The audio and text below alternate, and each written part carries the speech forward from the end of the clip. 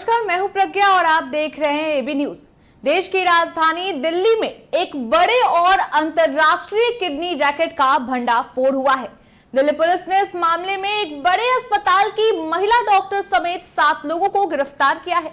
Delhi police की crime branch ने बांग्लादेश से लेकर राजस्थान तक चल रहे इस अवैध किडनी रैकेट को चलाने के आरोप में 50 साल की एक महिला डॉक्टर को भी गिरफ्तार किया है। गिरफ्तार महिला डॉक्टर ने 15 से 16 ऑपरेशन को अंजाम दिया था। अधिकारियों के मुताबिक अवैध रूप से मानव किडनी का यह काला धंधा बांग्लादेश से संचालित होता था, लेकिन ऑपरेशन को अंजाम हिंदुस्तान में दिया जाता था। बांग्लादेश के इस रैकेट के मामले में पहले राजस्थान पुलिस ने अहम खुलासा किया था। इसके बाद दिल्ली पुलिस की क्राइम ब्रांच भी इस मामले की जांच में जुट गई थी और फिर पुलिस को पता लगा कि दिल्ली के एक बड़े अस्पताल की महिला डॉक्टर नोएडा के एक अस्पताल में 15 से 16 ट्रांसप्लांट को अंजाम दे चुकी है। आरोप है कि इस महिला डॉक्टर के प्राइवेट असिस्टेंट के अकाउंट में इस अवैध धंधे का पैसा आता था और महिला डॉक्टर उसे कैश में निकलवा लिया करती थी। दिल्ली पुलिस के मुताबिक यह पूरा रैकेट बांग्लादेश से संचालित हो रहा था।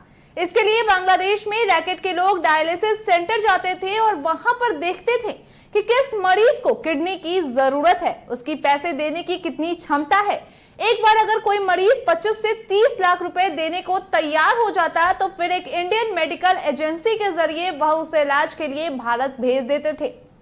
उसके बाद इस रैकेट के लोग किसी गरीब बांग्लादेशी को पकड़ते थे और उसे पैसे को प्रलोभन देकर किडनी देने के लिए तैयार करते थे। फिर उसे झांसा देकर भारत लाते थे और जिस मरीज को किडनी की जरूरत होती थी उसे उसका रिश्तेदार बताते थे। इसके बाद उस व्यक्ति का नकली दस्तावेज बनवाकर महिला डॉक्टर के जरिए उसकी किडनी निकलवा लेते थे। इस महिला डॉक्टर को दिल्ली पुलिस की क्राइम ब्रांच ने 4 दिन पहले दिल्ली से ही गिरफ्तार किया है।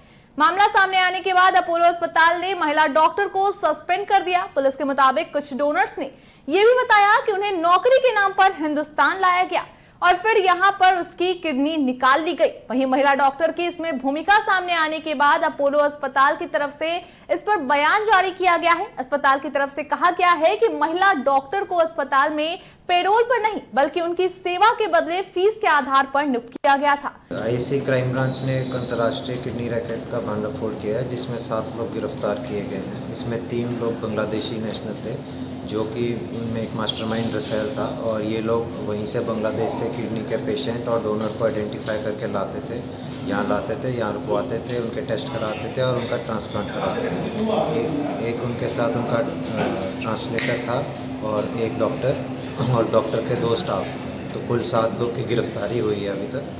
इसमें ये लोग बांग्लादेश में जनरली डायलिसिस सेंटर वगैरह से आइडेंटिफाई कर लेते थे किडनी पेशेंट्स, और डोनर जो गरीब लोग होते थे उनको ले आते थे कि आप ट्रांसप्लांट देने के लिए तैयार हैं पैसों के लिए, नहीं तो कुछ लोग को जॉब नौकरी का झांसा देते थे, आपको काम सिखाएंगे, नौकरी दिलाएंगे, और जब यहाँ के मेडिकल टेस्ट करवा के फिट पाए जाते थे तो उनसे फिर कह के पैसे का लालच दे के उनकी ट्रांसप्लांट कराते थे।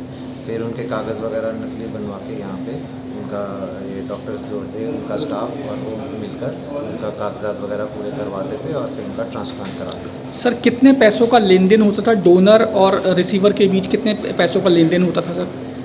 पैसों का जनरली जो पेशेंट है वो 20 से 25 लाख रुपए खर्च करता था ये अपने ट्रांसप्लांट के लिए।